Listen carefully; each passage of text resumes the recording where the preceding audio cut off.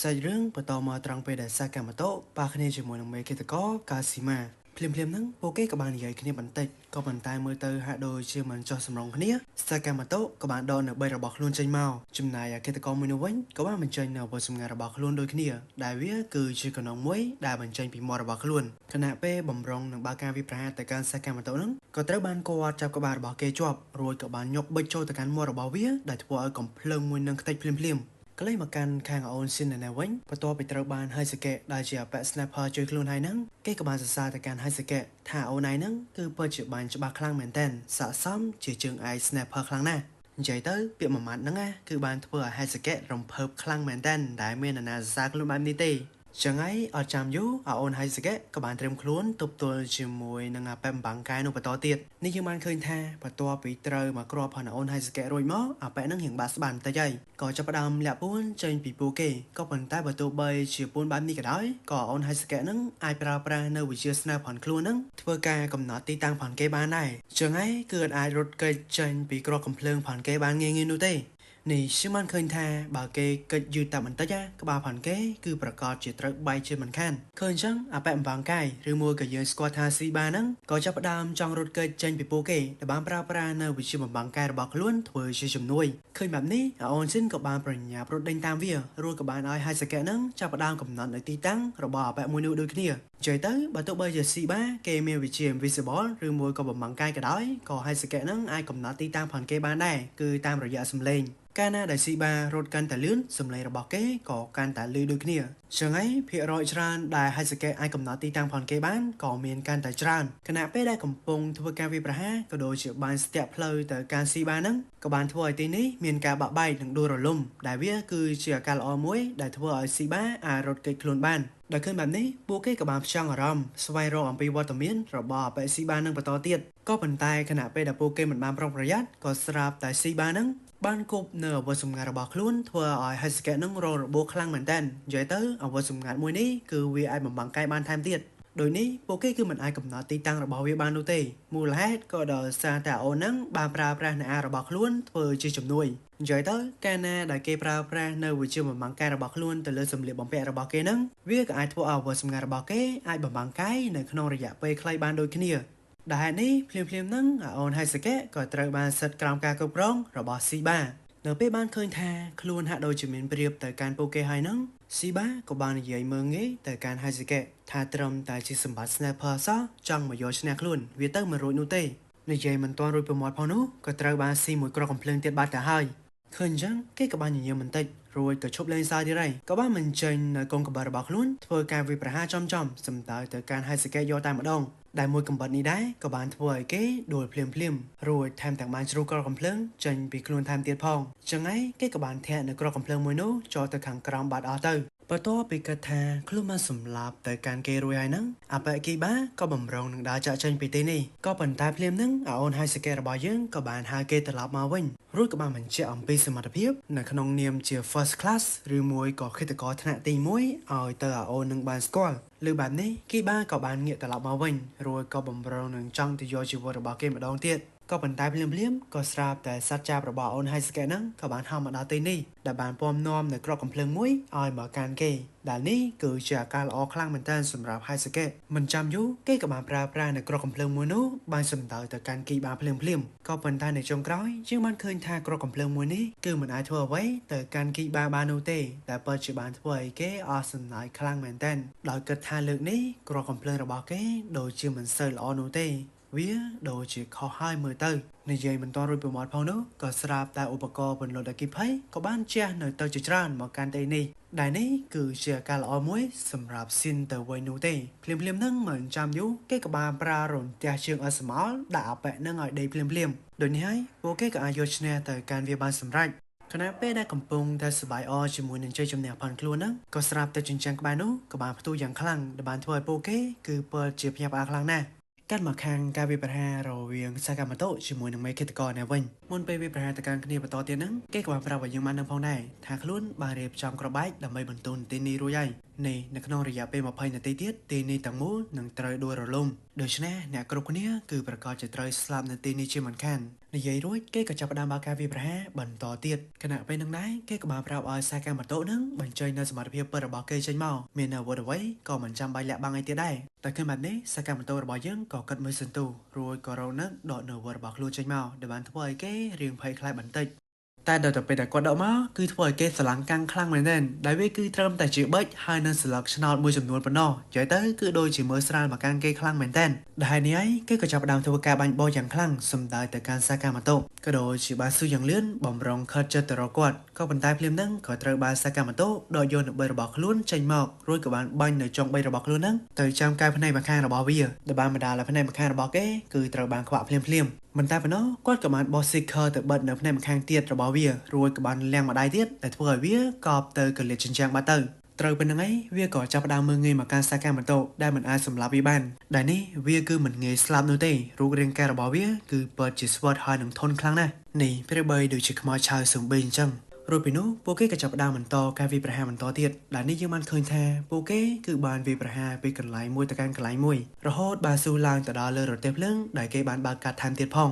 ងហើយភ្លាមនឹងដែរដោយមិនបានប្រុងប្រយ័ត្នគេក៏បានប្រើប្រាស់នូវឧបករណ៍មួយចាប់ចងខ្លួនរបស់សាកាម៉ូតូជាប់រួចក៏បានអូគាត់តំណាប់តំណែងពេញនឹងតែម្ដងឃើញអញ្ចឹងគាត់ក៏បានប្រើប្រាស់នៅជំនាញរបស់ខ្លួនធ្វើការជិះស្គីលេងដេញតាមគេធ្វើមិនដឹងនិយាយទៅគឺពិតជាលយមែនតើរួចមកគាត់ក៏បានប្រើប្រាស់នៅស្លឹកស្នោតរបស់គាត់នឹងធ្វើជិះកំបិតកាប់នៅខ្សែច្រវាក់ដៃរបស់ពេលហ្នឹងចោលខ្ទេចគ្មានសល់និយាយទៅកន្លែងហ្នឹងបោកអត់តំណងហ្មងវាមិនដែរណាកដាសោះមកកាត់ដៃដាច់ទេនេះហេតុតែគេទូឯងនិយាយទៅរឿងមិនក៏ចេះតែទៅរួចដែរហើយបន្ទាប់ពីបានរំដោះខ្លួនចេញពីចំណងរួចមកសាកាម៉ូតូក៏បានលាងអាប៉ែនឹងវិញម្ដងនេះជឿបានឃើញថាសាកាម៉ូតូចាប់បោកផងវាយផងតំណាតំណែងពេញនឹងទៀតហើយរហូតនៅចុងក្រោយក៏បានខ្ទាតចូលមកកាន់ក្នុងរថភ្លើងមួយនេះបានសម្រេចនៅពេលចូលមកដល់ខាងក្នុងគេក៏តាំងស្មារតីបន្តិចរួចក៏បានស្វែងរកវត្តមានរបស់សាកាម៉ូតូក៏ប៉ុន្តែហាក់ដូចជាមិនបានឃើញនោះទេចឹងហើយគឺពិតជាបានធ្វើឲ្យគេឆ្ងល់ខ្លាំងណាស់ក៏ប៉ុន្តែមានអីទៅឃើញដូចយើងបាននឹងស្រាប់ចឹងសាកាម៉ូតូផងយើងគឺបានផ្លាស់ប្ដូររាងកាយផងគាត់ទៅជារូបរាងកាយពីក្មេងទៀតហើយហ្នឹងចឹងហើយអត់ចាំយូរគាត់ក៏បានលាងមកជើងកណ្ដាលមុខអាមេឃកិត្តករមួយនឹងពេញហើយគណៈពេលនឹងដែរសាច់រឿងក៏បានកាត់ទៅកាន់ពេលអតីតកាលដែលវាពាក់ព័ន្ធជាមួយនឹងរឿងអតីតរបស់មេឃិតករម្នាក់ហ្នឹងដែលគេគឺការសាហាវតាំងពីខ្លួននៅក្មេងឯណោះនិយាយទៅមើលតែសាកសពដែលនៅព័ទ្ធជុំវិញខ្លួនផងគេទៅក៏ដឹងដែរថាគេគឺជាមនុស្សដែលឆៅប៉ុណ្ណានោះមិនតែប៉ុណ្ណោះគេក៏បានបង្ហាញយើងបានឃើញដូចគ្នាថានៅពីក្រៅខ្នងរបស់គេហ្នឹងក៏មានមេខ្លោងដ៏ធំម្នាក់ទៀតដែលវាគឺជាស្លគឺជាអប៉ែមួយដែលបានសម្លាប់នៅក្រុមឃាតករទាំងអស់និងបានបន្សល់ទុកនៅសញ្ញា X នឹងឯងត្រឡប់ចូលមកផ្នែកខាងក្រៅណែវិញបន្ទាប់ពីស៊ីមួយជើងផានសាកាម៉ូតូហើយហ្នឹងគេក៏ហាក់ដូចជាបាក់ស្បាតខ្លាំងមែនទែនសូម្បីតែកម្រើក៏កម្រើលែងចង់រួចដែរស្របពេលជាមួយនឹងគ្នានោះក៏ស្រាប់តែលោកយាយម្នាក់ក៏បានដើរចូលមកកាន់ទីនេះឃើញចឹងសាកាម៉ូតូក៏បានកវត្តរអូននឹងទៅកលៀតមួយបាត់ទៅដើម្បីកុំឲ្យរំខានដល់មនុស្សចាស់ដែលកំពុងតែធ្វើដំណើរបន្ទាប់ពីនោះគាត់ក៏បានស៊ូយ៉ាងលឿនចូលមកកាន់ទីនេះរួចក៏បានបិទទ្វារថែមទៀតដែលបានធ្វើឲ្យគេគឺដឹងហើយថានឹងមានរឿងអីកើតឡើងនោះហ្នឹងហើយភ្លាមហ្នឹងសាកាម៉ូតូផងយើងគឺបានម៉ាត់យករះលឿនខ្លាំងមែនតើហើយនៅពេលដែលវាចង់ប្រើប្រាស់នៅអាវុធរបស់ខ្លួនធ្វើការវាយប្រហារមកកាន់គេវិញហ្នឹងគាត់ក៏បានដកយកនៅដៃក្បាលនោះទប់ទល់ជាមួយនឹងគ្រាប់កាំភ្លើងរបស់គេបានយ៉ាងងាយគ្មានរងរបួសអ្វីសូម្បីតែបន្តិចឃើញចឹងគឺបច្ចុប្បន្នធ្វើឲ្យគេកាន់តែភ័យទៅហើយមិនដឹងថាសាកាម៉ូតូផងយើងហ្នឹងគឺជាមនុស្សឬក៏ជាអីប្រកាសនោះទេនិយាយពីថាខ្លាំងនោះខ្លាំងចឹងហើយខណៈពេលដែលសាកាម៉ូតូបានវាយប្រហារមកកាន់ខ្លួនហ្នឹងគេក៏បានសម្រេចចិត្តដកនៅអាវុធមួយចុងក្រោយរបស់ខ្លួនចេញមកដែលវាគឺជាកណ្ដុងបេត្រូវតែមួយគ្រាប់ប៉ុណ្ណោះសាកាម៉ូតូរបស់យើងក៏ត្រូវបានខ្ទាតចេញពីរថភ្លើងមួយនេះភ្លាមឃើញចឹងគាត់ក៏បានស៊ូយ៉ាងលឿនរត់ពីរថភ្លើងមួយផ្សេងទៀតសម្ដៅមកកាន់រថភ្លើងដែលគាត់បាននៅមុននេះខណៈពេលដែលគេគិតថារឿងរ៉ាវត្រូវបានបញ្ចប់សាកាម៉ូតូត្រូវបានស្លាប់ក្រោមគ្រាប់កាំភ្លើងធំរបស់គេទៅហើយហ្នឹងក៏ស្រាប់តែទ្វារក៏បានចាប់ផ្ដើមបើកឡើងវត្តមានរបស់សាកាម៉ូតូក៏បានបង្ហាញខ្លួនឡើងនៅពីមុខរបស់គេសាជាថ្មីឃើញចឹងគេក៏ចាប់ផ្ដើមស្រែកហើយថានេះគឺជាអ្វីតើវាមិននឹងអាចទៅរួចទៅនិយាយបណ្ដាក៏ចាប់ផ្ដើមបោះនៅមនុស្សក្បែរនោះទៅកាន់គេបណ្ដានេះវាមិនអាចទៅរួចនោះទេវាត្រូវតែស្លាប់ហេតុអីបានជាឯងមិនស្លាប់បែបនេះតើឯងគឺជាមនុស្សឬក៏ជាបិសាចអពិតប្រាកដទៅឃើញចឹងសាកាម៉ូតូផងយើងអត់និយាយអីច្រើនទេក៏ចាប់ផ្ដើមចាប់នៅមនុស្សដែលគេបានបោះហ្នឹងទៅដាក់នៅកន្លែងរៀងខ្លួនរួចនៅចុងបញ្ចប់ក៏បានប្រើប្រាស់នៅមួយសៀតចុងក្រោយធ្វើឲ្យគេដេកស្អាតបាត់ទៅបន្ទាប់ពីបានចាត់ការទៅកាន់អាមេឃាតករមួយនេះហើយគាត់ក៏បានតាក់ទងទៅកាន់ស៊ីនដែលបានសួរនាំអំពីស្ថានភាពរបស់ពួកគេនៅក្នុង lab ពិសោធន៍មួយនោះកាន់មកខាងអ្នកនៅក្នុង lab ពិសោធន៍នៅវិញឥឡូវហ្នឹងគឺកំពុងតែជ្រួយជ្រើមហើយដោយសារតែស្ថានភាពគឺកាន់តែយ៉ាប់យ៉ឺនទៅហើយ និយាយទៅកន្លែងដែលពួកគេកំពុងតែនៅនេះគឺចាប់ផ្ដើមដួលរលំចុះមកបន្តិចម្ដងប្រសិនបើមិនអាចចាក់ចេញពីទីនេះទាន់ពេលនោះទេពួកគេគឺប្រកាសจะត្រូវស្លាប់នៅទីនេះទាំងអស់គ្នាជាមិនខានគណៈពេលដែលអូនលូលូបំរុងនឹងជួបនៅគ្រោះថ្នាក់នោះក៏ស្រាប់តែវត្តមានរបស់បរិយាជីសិតសស៊ីនផនយើងក៏បានបង្ហាញខ្លួនចេញមកក៏ដូចជាបានជួយសង្គ្រោះទៅកាន់អូនលូលូបានសម្រេចស្របពេលជាមួយនឹងគ្នានឹងដែរហើយសាកេក៏បានរត់មកដល់ទីនេះដូចគ្នាចឹងហើយពួកគេក៏បានប្រញាប់រៀបរឹករបស់ខ្លួនឡើងវិញក៏ដោយសារតែទស្សនវិជ្ជាដែលអូនស៊ីនជួយមុននេះវារៀងស្វីតខ្លាំងពេកនិយាយទៅពួកគេអៀនរៀងខ្លួនណាបន្ទាប់ពីបានជួបជុំគ្នាអស់ហើយហ្នឹងពួកគេក៏បានបែងចែកគ្នាដើម្បីទៅជួយសង្គ្រោះអ្នកផ្សេងទៀតនេះដោយសារតែជំនាញដ៏អស្ចារ្យផងអូនស៊ីនពួកគេក៏អាចកំណត់ទីតាំងរបស់អ្នកផ្សេងទៀតបានយ៉ាងងាយស្រួលដូច្នេះមិនចាំយូរពួកគេក៏បានចេញដំណើរត្រឡប់មកកាន់ក្រុម order របស់យើងដែរវិញឥឡូវហ្នឹងស៊ីស៊ីបាជាមួយនឹងអូសារ៉ាកេក៏មិនទាន់ចាក់ចេញអំពីអគារមួយនេះដែរពួកគេកំពុងតែស្វែងរកវត្តមានរបស់ Slow បន្ទាប់ពីស្វែងរកអស់ពេលយ៉ាងយូរពួកគេក៏បានឃើញនៅវត្តមានរបស់ Slow គ្រាន់តែថាពេលនេះពួកគេគឺមិនទាន់បានឃើញមុខរបស់វាចំតែប៉ុណ្ណោះចឹងហើយគោលដៅបន្តរបស់ពួកគេគឺធ្វើយ៉ាងណាចេញទៅសម្លាប់បុគ្គលម្នាក់ដែលមានឈ្មោះថា Slow នេះឲ្យទាល់តែបានត្រឡប់មកកាន់អូនស៊ីនផងយើងដែរវិញបន្ទាប់ពីបានស្វែងរកចលឡើងគេក៏បានឃើញបរិមម្នាក់ដែលកំពុងតែពួននៅកន្លែងដ៏ងងឹតមួយដែលហេតុថាស្មានតែជាជនរងគ្រោះគេក៏បានរត់យ៉ាងលឿនស្ទុះទៅបំរុងនឹងជួយគេតែនៅពេលដែលខិតជិតទៅដល់ក៏ស្រាប់តែ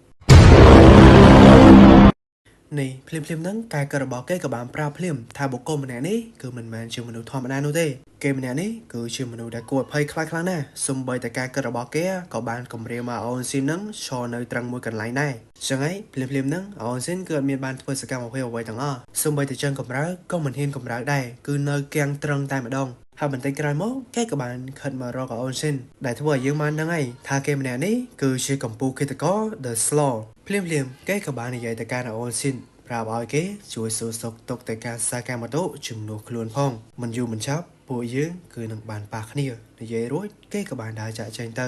ត្រឡប់មកកាន់ផ្នែកខាងក្រៅវិញបន្ទាប់ពីបានជួយសង្គ្រោះអ្នកទាំងអស់គ្នាចេញមកដល់ផ្នែកខាងក្រៅហើយនឹងអូនស៊ីនរៀងផ្លឹកបន្តិចបន្តួចឃើញបែបនេះអ្នកទាំងអស់គ្នាក៏បារម្ភពីគេដែរក៏បានសួរនាំនឹងសួរសុខទុក្ខទៅកាន់គេតែបានធ្វើឲ្យអូនស៊ីនចាប់ផ្ដើមមានភាពរីករាយត្រឡប់មកវិញដែលនេះហើយសេរីរបស់យើងក៏ត្រូវបានកាត់ចប់ត្រឹមនេះក្រោមស្នាមញញឹមរបស់អ្នកទាំងអស់គ្នាហ្នឹងហើយសាររឿងបញ្ញើត្រូវបានបញ្ចប់ត្រឹមនេះចឹងមកចង់នឹងថាសាររឿងបន្ទាប់នឹងមានរឿងអីកើតឡើងហើយពួកគេនឹងអាចប៉ះគ្នាជាមួយនឹង Slow Diary ក៏អត់ហ្នឹងពួកយើងមានតែត្រូវរងចាំទស្សនាភាគក្រោយដែលជាភាពបន្ទាប់ផងយើងទៀតហើយសាច់រឿងបន្តមកនៅក្នុងហាងផាន់សាកាបន្ទោដែលយើងបានឃើញថាអ្នកគ្រប់គ្នាជាពិសេសគឺអូនស៊ីនហ្នឹងគឺពិតជាធុញថប់ខ្លាំងមែនទែនមូលហេតុដូចយើងបាននឹងស្រាប់អញ្ចឹងថាមួយរយៈណាក្រុមផាន់ពួកគេគឺឆ្លងកាត់ឧបសគ្គច្រើនខ្លាំងមែនទែនមានទាំងអ្នកចង់សម្លាប់ផងមានទាំងអ្នកចាប់សម្រិតផងឥឡូវហ្នឹងមកត្រូវធ្វើការអីណាទៀតចឹងហើយបើមិន stress ទៅវាចម្លែកតែឃើញបែបនេះសាកាបន្ទោផាន់យើងក៏នឹកឃើញកំណត់មួយដែលគាត់បានបិទអាហារមួយថ្ងៃនាំអ្នកទាំងអស់គ្នាទៅកាន់ Steam Sauna ដែលអ្នកដែលធ្លាប់ទៅ Steam ទៅអីហ្នឹងអ្នកគ្នាប្រកាសជាស្គាល់ហើយថា Steam Sauna ហ្នឹងអីគេចឹងហើយបើចាំខ្ញុំបកស្រាយច្រើនទេបន្ទាប់ពីបានមកដល់ទីនេះអូនស៊ីនក៏បានសួរទៅកាន់គាត់ថាម៉េចបាននឹកឃើញនាំមកកាន់កន្លែងមួយនឹងទៅវិញតើវាមានអីពិសេសទៅលឺអញ្ចឹងសាកាម៉ូតូផាន់យើងក៏បានគិតក្នុងចិត្តឲ្យអូនស៊ីនស្ដាប់ដែលគាត់ខ្ពើមនិយាយមួយនិយាយទៅគឺថាចង់និយាយអីគិតតែក្នុងចិត្តទេនេះប្រហែលជាគាត់គិតថាអូនស៊ីននឹងមានសមត្ថភាពអានចិត្តចឹងឯងខ្ជិលហើបមាត់និយាយអីច្រើនណាហើយអីដែលគាត់បានកើតប្រាប់ទៅកាន់អូនស៊ីនហ្នឹងគាត់បានប្រាប់ទៅកាន់គេថាកន្លែងមួយហ្នឹងគឺជាកន្លែងដ៏ល្អខ្លាំងមែនទែនដែលអាចជួយឲ្យអូនស៊ីនក្លាយទៅជាឃាតករថ្នាក់ទី1បានជាសួរស្ដាប់ទៅក្រុមឃាតករហ្នឹងគឺបែងចែកជា3ថ្នាក់ដែលជាឃាតករខ្លាំងហើយក្រុមថ្នាក់ទី1ហ្នឹងគឺជាថ្នាក់ដែលខ្ពស់ជាងគេបន្ទាប់ពី Legendary ហើយអ្នកដែលនៅក្នុង Legendary ហ្នឹងអត់មានច្រើនទេជាពិសេសមានតែអ្នកខ្លាំងដូចសាកាម៉ូតូទេបានស្ថិតនៅក្នុង Legendary លើអញ្ចឹងអូនស៊ីនគឺពិតជាសប្បាយចិត្តខ្លាំងមែនទែននឹងបានតាំងចិត្តហើយថាគេគឺនឹងធ្វើឲ្យល្អតាមអីដែលគេអាចធ្វើទៅបានដើម្បីឆ្លងកាត់នៅឧបសគ្គដែលសាកាម៉ូតូផងយើងធ្លាប់បានឆ្លងកាត់ហើយនៅថ្ងៃខាងមុខគេគឺនឹងអាចក្លាយទៅជាឃាតករថ្នាក់ទី1ប៉ុន្តែប៉ុណ្ណោះប្រហែលជាអាចក្លាយទៅជា Legendary ផងក៏ថាបានដែរគិតរួចគេក៏បានដើរចូលមកខាងក្នុងនៅពេលចូលមកដល់គេក៏បានជួបគ្នាជាមួយនឹងម្ចាស់ហាងដែលត្រូវជាបុគ្គលិកនៅទីនោះគ្រាន់តែបានជួបទូឲ្យប្រព័ន្ធយើងភ្លាមម្ចាស់ហាងហ្នឹងដូចជាមានអារម្មណ៍ថាដូចធ្លាប់ស្គាល់ដូចជាធ្លាប់ជួបនៅណាមិនដឹងទេក៏ប៉ុន្តែនឹកដូចជាមិនឃើញសោះស្របពេលជាមួយនឹងគ្នានោះអូនស៊ីនក៏បានស្រែកហៅឈ្មោះផាន់សាកាម៉ូតូដែលបានធ្វើឲ្យគេកត់សម្គាល់ភ្លាមថាគេនេះគឺជាសាកាម៉ូតូគិតរួចគេរៀងដូចភ័យបន្តិចដែរព្រោះថាអ្នកដែលកំពុងតែឆោមមកខ្លួននេះគឺជា Legendary នៃក្រុមឃាតករភ្លាមនឹងដែរគេក៏បានសុំពេលសាកាម៉ូតូបន្តិចរួចក៏បានដកយកនៅលិខិតតាមចាប់ខ្លួនផាន់សាកាម៉ូតូនឹងយកមកផ្ទៀងគ្នាថាពិតជាមនុស្សតែមួយមែនឬមួយក៏អត់ បន្ទាប់ពីបានបញ្ជាក់ថាពិតជាមនុស្សតែមួយហើយហ្នឹងអូនហ្នឹងក៏បានបញ្ញាប្រៀបរកឡើងវិញរួចក៏បានគិតក្នុងចិត្តហើយថាតម្លៃខ្លួនមួយនេះគឺពិតជាច្រើនខ្លាំងណាស់វាគឺដល់ទៅ1 billion yen ឯណោះនិយាយទៅ billion ណាអ្នកគ្នា1000លានបានស្មើ1 billion ណាចឹងហើយភ្លាមហ្នឹងគេក៏មានកំណត់អាក្រក់ចង់សម្លាប់សាកាម៉ូតូក៏ដូចជាទទួលបាននៅប្រាក់រង្វាន់ដ៏ច្រើនសន្ធឹកសន្ធាប់មួយនេះក៏ប៉ុន្តែគ្រាន់ថាឥឡូវហ្នឹងគេគ្មានសមត្ថភាពអីចាត់ការសាកាម៉ូតូបានទេចឹងហើយក៏បាននឹករកវិធីសាស្ត្រធ្វើយ៉ាងណាចាត់ការទៅកាន់បរិមម្នាក់នេះបានក៏ព្រោះតែប្រាក់ដ៏ច្រើនសន្ធឹកសន្ធាប់មួយនេះគឺកំពុងតែរងចាំគេហើយគិតរួចគម្រោងការក៏ត្រូវបានចាប់ផ្ដើមដែលនេះយើងបានឃើញថាអូនហ្នឹងគឺបានតាមលបមើលក្រុមប្រឹក្សាការម៉ូតូហ្នឹងអត់មានឲ្យដាច់ពីភ្នែកទេនិយាយទៅដល់ទីណាក៏គេតាមមើលដែររហូតដល់ពេលមួយនៅពេលដែលពួកគេមកត្រាំទឹកក្តៅហ្នឹងអូនស៊ីនក៏បានរពើដៃប៉ះកុងតាក់ដែលត្រូវបានរៀបចំដោយអាប៉ែមួយហ្នឹងចឹងហើយក៏បានធ្វើឲ្យទឹកនៅទីនេះគឺបាញ់ខ្លាំងមែនទែនដែលធ្វើឲ្យគេហ្នឹងគឺខ្ទាតទៅបុកជញ្ជាំងបែកក្បាលឈាមពេញហ្នឹងតែម្ដងធ្វើឲ្យអូនស៊ីនគឺខឹងខ្លាំងណាស់ស្រ័យផងអីផងថាណាគេជាអ្នករៀបចំកន្លែងមួយហ្នឹងនិយាយពីថាគ្រោះថ្នាក់អញ្ចឹងចេះមានអ្នកចូលដែរអើយជឿហើយឃើញចឹងអូនមួយហ្នឹងគឺពិតជាសប្បាយចិត្តខ្លាំងមែនតើគាត់ថាកម្រងការផាន់គេប្រហែលជាបានសម្រេចហើយមើលទៅក៏ប៉ុន្តែដល់ទៅពេលកលេសទៅមើលសាកាម៉ូតូគ្មានទេអត់មាន skip គូតគាត់សំបីតែបន្តិចនិយាយទៅត្រឹមសម្បាលកម្លាំងទឹកប៉ុណ្្នឹងឯងណាកុំចង់មកលេងជាមួយនឹងគាត់នៅស្ទើរណាអូននៅពេលដំណាក់កាលទី1ត្រូវបានបរាជ័យដំណាក់កាលទី2ក៏ត្រូវបានចាប់ផ្ដើមគេក៏បានរងចាំក្រុមផាន់សាកាម៉ូតូចូលទៅកាន់កន្លែង Steam Zone នៅពេលឃើញថាផែនការស្របតាមការចង់បានរបស់ខ្លួនបែបនេះគេគឺពិតជាសប្បាយចិត្តខ្លាំងមែនតើដែលនេះហើយនៅពេលដែលអូនស៊ីនយកទឹកទៅបន្ថែមកម្ដៅគេក៏បានចុចកុងតាឲ្យកម្ដៅហ្នឹងវាកើនឡើងទ្វេដងតែម្ដងនិយាយទៅមិនកើនឡើងធម្មតាណាសូម្បីតែបន្ទប់ហ្នឹងក៏ត្រូវបានឆេះយ៉ាងសន្ធោសន្ធៅដែរនិយាយថាឈុតឆាកលើកនេះអូនហ្នឹងគឺលេងម្ចាស់ដៃហើយអត់មានគុំដល់បធូរដៃឲ្យពួកគេទៀតទេឃើញចឹងអូនស៊ីនក៏បានស្រែកបលបលកាច់ហើយតើពីណាគេជាអ្នកនឹកឃើញបង្កើតកន្លែងឈួតបែបនេះកុំប្រាប់យើងឲ្យសោះថាកន្លែងនេះជាស៊ីមសូណាណាត្រូវហៅថាជាកន្លែងពេជ្ជឃាតវិញទើបវាសមជាងកំពុងតែសប្បាយចិត្តត្រេកអរជាមួយនឹងក្រុមការផាន់ខ្លួនដើរដោយរលូនណាក៏ស្រាប់តែគេក៏លេចទៅមើលសាកាម៉ូតូមានណាគាត់អង្គុយធ្វើមិនដឹងធ្វើដូចអត់មានរឿងអីកើតឡើងអញ្ចឹងប៉ុន្តែប៉ុណ្ណោះភ្លាមហ្នឹងគាត់ក៏បានប្រាប់ទៅកាន់អូនស៊ីនថាកុំនិយាយច្រើនពេកមកអង្គុយឲ្យស្ងៀមមកនេះហើយគឺជាផ្លូវដែលជិនទៅរកភាពជោគជ័យប្រសិនបើចង់ខ្លាយទៅជាគិតកកំពូលកុំរអ៊ូរទាំជាមួយនឹងរឿងប៉ុណ្ណនេះអីវាគឺនៅស្ទើរខ្លាំងណាស់លើបែបនេះអូនស៊ីនក៏បានខំមួសង្កត់ចិត្តទ្រាំនៃការលំបាកមកអង្គុយវិញនិយាយទៅឈុតហ្នឹងគឺពិតជាអនុត្តការអូនស៊ីនខ្លាំងមែនទែនហេតុដែលចង់ខ្លាចទៅជាគិតកកំពូលអីក៏ហ៊ានធ្វើដែរមានតែអង្គុយលើភ្លើងទៀតគូតវិញមិនដឹងថាឆេះខ្លោចប៉ុណ្ណាទេនោះឃើញចឹងហ្វេនផានអូនស៊ីនពី3នាក់នៅខាងក្រៅហ្នឹងក៏បានសួរទៅកាន់ឪពុកផងខ្លួនប៉ាកូនចង់ទៅដែរតើឲ្យកូនចូលទៅបានអត់លឺអញ្ចឹងឪពុកផានគេក៏បានតបមកកាន់កូនផងខ្លួនវិញអូនចាំកូនឯងធំសិនទៅនិយាយចប់មើលទៅកាន់អូនស៊ីនណាគឺដេកស្អាតបាត់ហើយចឹងហើយក៏ត្រូវបានសាកាម៉ូតូផាន់យើងចាប់3ត្រឡប់មកវិញថយទូសាច់ប៉ុណ្្នឹងឯហ្នឹងអត់តន់អស់ជើទៀតដំណាក់កាលបន្ទាប់ក៏បានចាប់ផ្ដើមនិយាយទៅគឺថាអូនម្ចាស់ហាងមួយហ្នឹងគឺបានរៀបចំដំណាក់កាលច្រើនខ្លាំងមែនតើថាមុននឹងទៅបង្កើតភ្លើងដុតពួកគេឥឡូវហ្នឹងមានទាំងអាបង្កក់ទឹកផងមានទាំងអាបាញ់ទឹកទម្លាក់ផងនិយាយទៅគឺមានគ្រប់សពបែបយ៉ាងអត់មានខ្វះចំណុចណាមួយទេតែអីដែលសំខាន់ហ្នឹងអ្នកដែលរងទុកគឺមិនមែនជាសាកាម៉ូតូទេគឺជាអូនស៊ីនទៅវិញទេចឹងហើយលើកនេះអូនស៊ីនមិនដឹងថាចំណេញឬក៏សយទេមកលើកនេះនេះបាច់ខ្ញុំនិយាយអីច្រើនទេមើលតែសភាពដែលសាកាម៉ូតូផងជើង3ចេញមកវិញទៅគឺដឹងតែទ្រាំខ្លួនប៉ុណ្ណាហើយនិយាយទៅគឺថាបាត់មាត់ស្ងាត់ឆឹងតែម្ដងតើទៅពេលឃើញអញ្ចឹងសាកាម៉ូតូមានខ្វល់អីទេទៅទិញការ៉េមញ៉ាំធ្វើមិនដឹងហើយហ្វេនផានអូនស៊ីនក៏បានចេញមកដូចគ្នា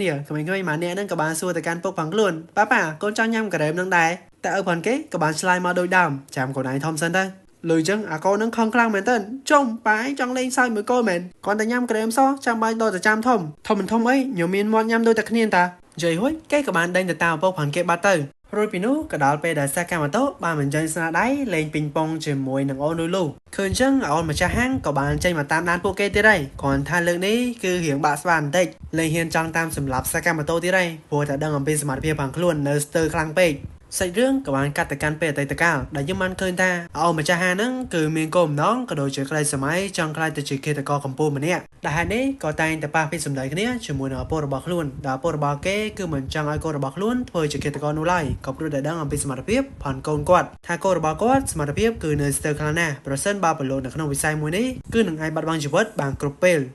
ដោយសារតែរឿងមួយនេះពួកគេគឺតែងតែប៉ះពាល់ពីសម្ដីជាមួយនឹងគ្នាជានិច្ចដែលបែបនេះទើបបានជាគេចង់សម្លាប់សាកាម៉ូតូដើម្បីបង្ហាញទៅកាន់អ្នកទាំងអស់គ្នាថាគេគឺមិនមែនជាមនុស្សដែលអត់ប្រយោជន៍នោះទេ កំពុងតែកើតសោកសោកហ្នឹងក៏ស្រាប់តែមានក្រុមបងធំមួយក្រុមបានចូលមកកាន់ទីនេះក៏ដូចជាបានរាក់ទាក់ទៅកាន់អូនម្ចាស់ហាងផងយើងនិយាយទៅអាបងធំពីរនាក់ហ្នឹងមកដល់ភ្លាមមកមាននិយាយអីច្រើនទេក៏ចាប់ផ្ដើមប៊ូលូទៅកាន់សមត្ថភាពផងគេថាអូនហ្នឹងគឺពិតជាអន់ខ្លាំងមែនទែនជាកិច្ចការទាំងមូលបែរជាមកបើកហាង Steam Zona ទៅវិញនិយាយទៅគឺពិតជាគួរឲ្យខ្មាស់គេខ្លាំងណាស់នៅពេលបានឮថាពួកហ្នឹងនិយាយប៉ះពាល់ជាមួយនឹងអាជីវកម្មក៏ដូចជាការងារផលពលរបស់ខ្លួនដែលបានខំប្រឹងកសាងមកអញ្ចឹងអូនហ្នឹងគឺពិតជាខំទៅកាន់ពួកគេយ៉ាងខ្លាំងក៏ចាប់ផ្ដើមស្រែកតវ៉ាទៅកាន់អ្នកទាំងពីរនោះកុំឲ្យមើងងាយមកកាន់ការងាររបស់ពលរបស់ខ្លួនលើអញ្ចឹងអាពីរអ្នកហ្នឹងក៏បានតបទៅកាន់គេណែយើងគឺជាភ្ញៀវរបស់ឯងណាតែឯងធ្លាប់ឮដែរទេ customer គឺជាភ្ញៀវហើយភ្ញៀវគឺជាស្ដេចហេតុអីបានជាឯងមិនចាប់ទុកយើងដូចជាស្ដេចអញ្ចឹងនិយាយរួចគេក៏បានទេអូននឹងមកដៃដែលធ្វើឲ្យបែកឈាមខ្ទាតទៅយ៉ាងឆ្ងាយមិនតែប៉ុណ្ណោះភ្លាមហ្នឹងវាក៏បានជន់ឈ្លីមើងងាយមកកាន់គេថែមទៀត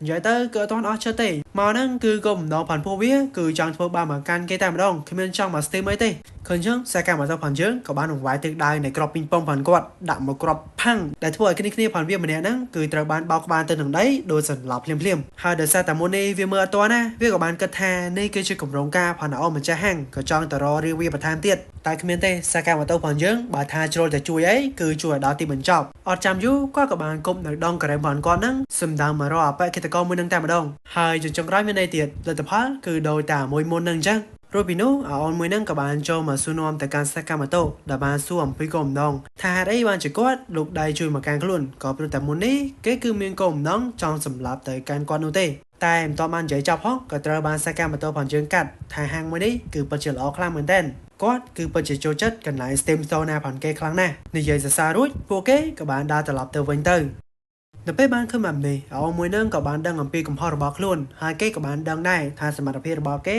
េគឺពិតជាមិនសមធ្វើជាកិច្ចការប៉ុន្មានអ្វីដែលស័ក្តិសមជាមួយនឹងគេគឺជាការងារមួយនេះទៅវិញនោះទេចឹងហើយគេក៏បានខកទៅកាន់ឪពុករបស់ខ្លួនថាចាប់ពីថ្ងៃនេះទៅខ្លួនគឺនឹងស្ម័គ្រចិត្តបន្តនៅដំណើរការងាររបស់ឪពុកខ្លួនចាប់ពីថ្ងៃនេះតទៅត្រឡប់មកខាងក្រុមសកម្មភាពផងជើងវិញបន្ទាប់ពីបានចេញមកពីកន្លែង Steam ហើយហ្នឹងអូនស៊ីនក៏នៅតែអត់ទាន់ឈប់បាក់ស្បាតចេញអំពីទស្សនវិជ្ជាកាលពីម្សិលមិញហ្នឹងដែរមើលតែសភាពផងគេទៅក៏ដឹងដែរនេះខ្លួនវិញអាញ៉េញ័រអស់ហើយធ្វើអីក៏មិនកើតដែរចឹងហើយបើសិនជាឲ្យគេធ្វើការយ៉ាងត្រឡប់ទៅរួនចឹងទៀតក៏ដូចជាគ្មានន័យដែរគិតរួចគាត់ក៏បាននាំអូនស៊ីនមករំហាយកាយម្ដងទៀតដែលបាននាំគេមកញ៉ាំអីឆ្ងាញ់អីចឹងទៅជាមួយនឹងគ្នានោះនៅម្ខាងទៀតជាងក៏បានឃើញនៅវត្តមានរបស់ក្រុមមួយផ្សេងទៀតបានធ្វើដំណើរមកកាន់ប្រទេសជប៉ុនមួយនេះគោលបំណងគឺមានតែមួយគត់គឺតាមរកវត្តមានរបស់អូនលូលូនិងនាំនាងត្រឡប់ទៅវិញហើយគេក៏បានប្រាប់ឲ្យយើងបានដឹងផងដែរថាតាមពិតទៅអូនលូលូហ្នឹងគឺមកអំពីប្រទេសចិនមិនតែប៉ុណ្ណោះគ្រួសាររបស់នាងគឺចេញមកអំពីក្រុម Mafia ដ៏ធំមួយដែលមានឥទ្ធិពលខ្លាំងក្លាមែនទែននៅក្នុងប្រទេសចិនខណៈពេលដែលក្រុមផនសាកាម៉ូតូកំពុងតែរីករាយជាមួយនឹងជីវិតប្រចាំថ្ងៃរបស់ពួកគេហ្នឹងក៏ស្រាប់តែក្រុមមួយនោះក៏បានចូលមកដល់ទីនេះនៅពេលចូលមកដល់ភ្លាមគេក៏ចាប់ផ្ដើមធ្វើការវាយប្រហារទៅកាន់ក្រុមផនសាកាម៉ូតូតែដូចយើងបាននឹងស្រាប់អញ្ចឹងក្រុមសម្បត្តិកំភ្លើងកាកប៉ុណ្នេះអីក្រុមផនគាត់គឺអាចចាត់ការបានយ៉ាងងាយស្រួលនេះមើលតែសកម្មភាពផងជើងក៏ដឹងតែខ្លាំងខ្លាប៉ុណ្្នឹងដែរគេបាញ់មកក្រកកំភ្លើងអីយកតែសមចាប់ក៏ជាប់ដែរបើមិនខ្លាំងទៀតទៅចម្លែកបន្ទាប់ពីបានចាត់ការពោវារួចរាល់អស់មួយសន្ទុះអូលូលូក៏បានកត់សម្គាល់ថាគេគឺជាវូថាំងគឺជាមនុស្សម្នាក់នៅក្នុងកោសម្ព័ន្ធ Mafia នៃគ្រួសាររបស់នាងឃើញអញ្ចឹងនាងក៏បានដឹងហើយថាគោលបំណងដែលពួកគេមកកាន់ទីនេះគឺគ្មានអីច្រើននោះទេគឺគ្រាន់តែចង់នាំនាងត្រឡប់ទៅវិញប៉ុណ្ណោះក៏ប៉ុន្តែនាងក៏បានធ្វើការតវ៉ាជាមួយនឹងពួកគេថានាងគឺមិនត្រឡប់ទៅធ្វើជា Mafia វិញនោះឡើយនាងគឺពេញចិត្តជាមួយនឹងការរស់នៅក្នុងជីវិតមួយនេះនេះបើទោះបីជាគេខំប្រឹងប្រែងយ៉ាងណាក៏ដោយនាងគឺមិនត្រឡប់ទៅវិញចដាច់ខាតកុំមកទៅបាយជាមួយនឹងនាងនោះស្ដាប់ចប់មើលទៅកាន់អូមួយហ្នឹងគឺថាបាញ់ឈាមឆ្វាយពេញនឹងតែម្ដងនិយាយទៅអត់មានចេះខ្មាស់គេទេអាឈាមមុនហ្នឹងមិនមែនឈាមគេវាយទេណាគឺជាឈាមដែលគេអៀនជាមួយនឹងអូនលូលូខ្លាំងពេកដោយសារតែមុនហ្នឹងបុកផាន់គេគឺខិតចិត្តរកគ្នាហើយកន្លែងហ្នឹងដែរគេក៏បានកាត់ឲ្យយើងបានដឹងថាតាមពិតទៅអូនហ្នឹងគឺជាមនុស្សម្នាក់ដែលតែងតែលួចស្រឡាញ់អូនលូលូតាំងពីក្មេងមកណោះតែគ្រាន់តែថាគេរៀងអៀនបន្តិចអត់ហ៊ានសារភាពទេចឹងហើយថ្ងៃនេះគេគឺចង់ឲ្យអូនលូលូត្រឡប់ទៅវិញទី1គឺដោយសារតែវាជាទូនាទីទី2ក៏ដោយសារតែគេគឺចង់ឃើញមុខអូនលូលូនឹងឯងហើយបើខ្ញុំបញ្យល់ច្រើនទេមូលហេតុដែលពួកគេចង់អូនលូលូទៅវិញហ្នឹងក៏ដោយសារតែនាងគឺជាមនុស្សតែម្នាក់គត់ដែលនៅក្នុងគ្រួសារដែលត្រូវតែបន្តតំណែងនៃគ្រួសាររបស់នាងក៏ព្រោះតែឪពុកម្ដាយដែលជាម្ចាស់សម្ព័ន្ធរបស់នាងហ្នឹងគឺត្រូវបានស្លាប់អស់ទៅហើយគឺមានតែនាងម្នាក់គត់ដែលជាអ្នកដែលត្រូវស្នងតំណែងបន្ទាប់ប្រសិនបើនាងមិនទៅវិញនោះទេសម្ព័ន្ធ Mafia របស់ពួកគេគឺនឹងត្រូវបានបែកខ្ចែកដោយសារតែគ្មានអ្នកគ្រប់គ្រងជាមិនខាន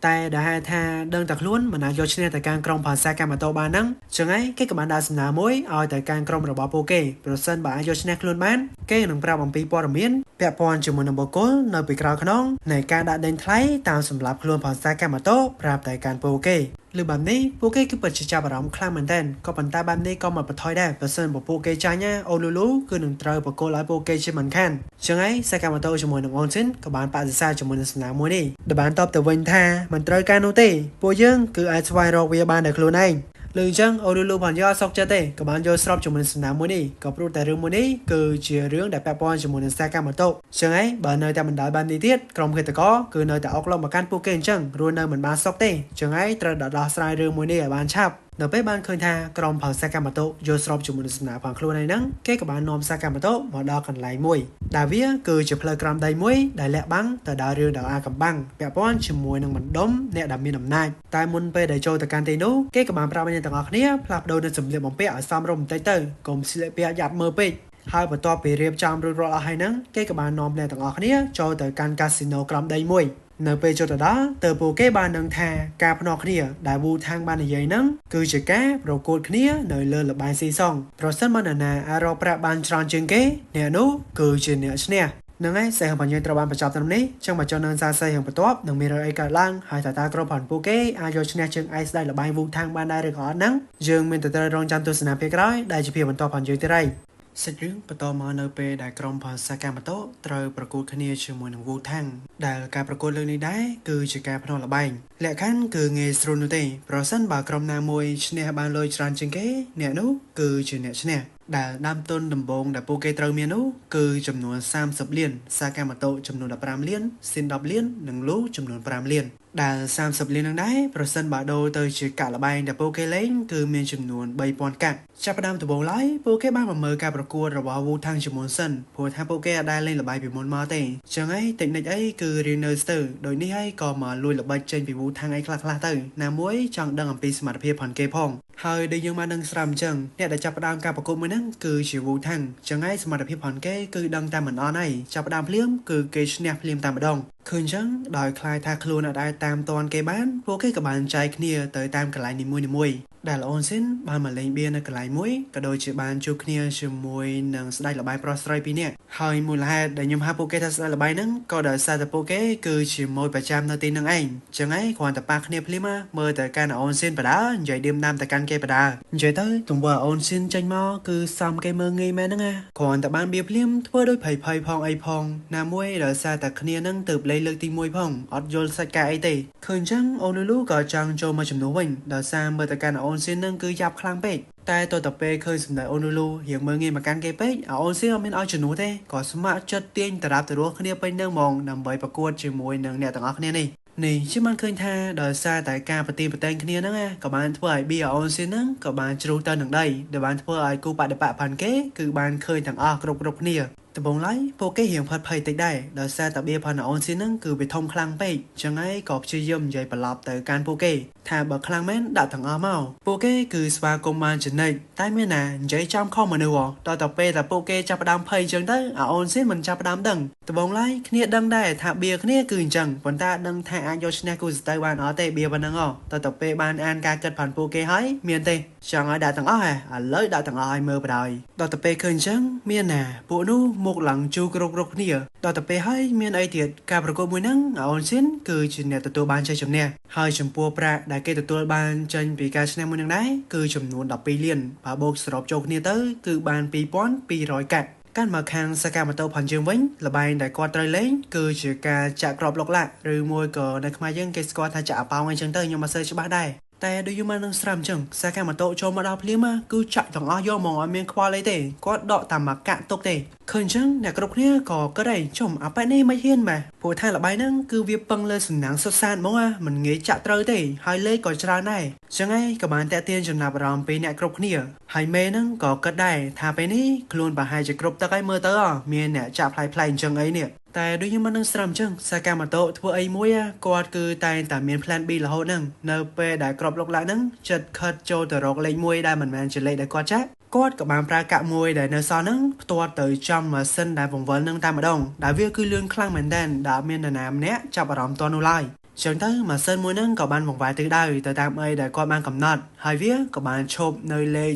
36ដែលជាលេខដែលគាត់បានចាក់បានសម្រេចដូចនេះហើយជ័យជំនះគឺបានមកការសកម្មតោហើយចំនួនលុយដែលគាត់មានទៅពេលនេះគឺចំនួន29លានបើគិតទៅវាស្មើនឹង2900កាក់កាត់មកខាងវូថាំងឯណាវិញឥឡូវហ្នឹងគេក៏មានញឹកដូចគ្នាខណៈពេលដែលកំពុងតែប្រកួតហ្នឹងក៏ស្រាប់តែកូនចៅផងគេក៏បានមករាយការណ៍ដំណឹងពាក់ព័ន្ធជាមួយនឹងក្រុមផលសកម្មតោព្រោះថាឥឡូវហ្នឹងក្រុមខាងនោះគឺតែងតែឈ្នះជាញឹកញាប់ប្រាក់របស់ពួកគេក៏កាន់តែច្រើនដូចគ្នាចឹងហើយគេខ្លាចថាវូថាំងគឺមិនអាចតាមទាន់ក្រុមខាងនោះបានដល់បែបនេះគេក៏បានអង្គុយគិតមួយសន្ទុះរួចក៏បានគិតដែរថាគួរតែប្រថុយមកក្តារដើម្បីរកចាញ់ឈ្នះឬមួយក៏អត់សាច់រឿងក៏បានកាន់មកកាន់ពីអតីតកាលនៃកុមារភាពរបស់វូថាំងដែលយើងបានឃើញថាកាលពីក្មេងគេគឺត្រូវបានក្មេងៗដទៃទៀតមើងងាយខ្លាំងមែនទែនដោយសារតែការមកនៅក្នុងអំបូរម៉ាហ្វៀលឬមួយក៏អ្នកលេងនឹងគេដែរក៏ប៉ុន្តែសមត្ថភាពផងគេគឺទន់ខ្សោយខ្លាំងណាស់ស្របពេលនឹងគ្នានោះវត្តមានរបស់វីរៈនារីក្លាហានរបស់យើងក៏បានមហាខ្លួនចេញមកដែលគេគឺជាអូនលូលូនឹងឯងនៅពេលមកដល់នាងក៏បានចាត់ការទៅកាន់ពួកទាំងអស់នោះឲ្យបះជើងសព្រាតរត់ផាកញ្ញាំអស់ទៅក៏ដូចជាបានជួយសង្គ្រោះវូថាំងបានផងដែរនៅពេលបានជួបគ្នាដំបូងអូនលូលូមិនបានមើងងាយអំពីសមត្ថភាពផងគេទេថែមទាំងតសារទៀតថាគេគឺជាមនុស្សម្នាក់ដែលឆ្លាតបើទោះបីជាសមត្ថភាពផងគេមិនមែនជាការវាយប្រហារក៏ពិតមែនប៉ុន្តែនឹងទទួលស្គាល់ថាការគិតក៏ដូចជាខួរក្បាលរបស់គេគឺឆ្លាតជានរណាទាំងអស់អញ្ចឹងហើយមិនចាំបាច់ផ្លាស់ប្ដូរខ្លួនឯងទៅតាមអីដែលពួកគេចង់បាននោះទេត្រូវតែខិតខំពង្រឹងនៅសមត្ថភាពផងខ្លួនឯងវិញទើបជារឿងល្អនៅថ្ងៃណាមួយគេប្រកាសជាអាចស្វែងរកខ្លួនឯងឃើញជាពុំខានរឿងមួយនេះគឺពិតជាបានធ្វើឲ្យវូថាំងពេញចិត្តទៅកាន់អូលូលូខ្លាំងមែនទែនហើយចាប់តាំងពីថ្ងៃនោះមកគេក៏ចាប់ផ្ដើមមានចិត្តស្រឡាញ់ទៅកាន់នាងរួចពីនោះសាច់រឿងក៏បានកាន់មកកាន់ការប្រកួតរបស់ពួកគេវិញឥឡូវនេះយើងបានឃើញថាក្រុមទាំងសងខាងគឺមានចំនួនទឹកប្រាក់ស្មើគ្នាដែលទឹកប្រាក់សរុបដែលពួកគេរកបានគឺចំនួន87,630កាក់ដែលហេតុនេះពួកគេក៏បានភ្នាល់គ្នាមួយក្តារទៀតដើម្បីរកចាញ់ឈ្នះដែលការប្រកួតលើកនេះដែរគឺតម្រូវឲ្យក្រុមទាំងសងខាងត្រូវប៉ាគ្នាប្រសិនបើក្រុមណាមួយគឺជាអ្នកឈ្នះក្រុមមួយនោះគឺមានសិទ្ធិទទួលបានអូនលូលូឃើញអញ្ចឹងកូនចៅចំណែកផាន់គេម្នាក់ក៏បានមកខ្សឹបតិចទៅកាន់មេដែលបានប្រាប់ទៅកាន់វូថាំងថាចាំបាច់គិតច្រើនវ័យមិនក៏មិនប្រើកំភ្លើងចាត់ការពួកគេទៅវារួចជាស្រេចទៅហើយលើអញ្ចឹងគេក៏បានប្រាប់ឲ្យកូនចៅរបស់ខ្លួនឆាប់ទៅក្រោយពេញភ្លាមកុំនិយាយច្រើនពេកយើងគឺចេះចាត់ចែងហើយដល់បែបនេះមើលទៅកាន់គេហាក់ដូចជាមិនពេញចិត្តនោះទេតែដោយសារនេះគឺជាបញ្ជាត្រូវតែស្ដាប់តាមអញ្ចឹងហើយក៏បានថយក្រោយទៅវិញទៅរួចពីនោះពួកគេក៏បានងាកមកនិយាយគ្នាវិញម្ដងអំពីល្បែងដែលពួកគេត្រូវប្រកួតដែលដំបូងឡើយវូថាំងគេបានលើកយកល្បែងភ្នាល់បៀដើម្បីចាំប្រកួតជាមួយនឹងពួកគេក៏ប៉ុន្តែក៏ត្រូវបានក្រុមផលសកម្មតោបដិសេធហេតុផលគឺអត់មានអីច្រើនទេដោយសារតែគាត់អត់ចេះលេងនឹងឯងចឹងទៅវូថាំងក៏បានឲ្យពួកគេសម្រេចចិត្តវិញព្រោះថាស៊ូអីក៏មិនចេះស៊ូអីក៏មិនចេះគេនេះឡើងចង់កាំងឡាតែដែរឥឡូវចេះអីឲ្យប្រកាសបើថាចង់លេងអីប្រាប់មកកុំនៅសន្តាបាយយូរពេកភ្លាមហ្នឹងអូលូលូក៏នឹកឃើញហើយថាពួកគេត្រូវលេងអីនោះដំបូងឡើយពួកគេគឺបានចែកជាពីរក្រុមដែលមួយក្រុមគឺមានចំនួន3នាក់ល្បែងមួយនេះដែរគឺជាការទាយសន្លឹកបៀប្រសិនបើនរណាម្នាក់នៅសល់សន្លឹក Joker នៅចុងក្រោយគេនោះម្នាក់នោះគឺជាអ្នកចាញ់ចាប់ផ្ដើមដំបូងភ្លាមជឿបានឃើញថាក្រុមផនពួកគេហាក់ដូចជាមានទឹកមុខរីករាយខ្លាំងមែនទែនក៏ប៉ុន្តែនៅពេលដែលបានបៀដល់ដៃម្នាក់ក៏បានបង្ហាញទឹកមុខមកហើយជាពិសេសគឺអូនលូលូផនយើងតែម្ដងគ្រាន់តែមើលទឹកមុខក៏យើងដឹងដែរថាបៀនឹងវាល្អឬមួយក៏អត់នោះចាប់ផ្ដើមនៃការប្រកួតជឿបានឃើញថាវាគឺជាវេនរបស់វូថាំងដែលត្រូវទាយសន្លឹកបៀរបស់លូលូឃើញអញ្ចឹងលូលូគឺពិតជាភ័យខ្លាំងមែនទែនដោយសារតែនៅក្នុងដៃផននាងគឺមានបៀ Joker បើសិនបើប៉ែនឹងចាប់បានសន្លឹក Joker ចេញពីនាងទេនាងនឹងតែចាញ់ហើយនិយាយទៅអាណិតគ្នាដែរម្ដងជុំម្ដងសើចដោយសារតែប៉ែវូថាំងនឹងគឺដូរចិត្តរហូតម្ដងចង់យកនេះម្ដងចង់យកនោះដល់សម្រាប់ចិត្តចុះឡើងចុ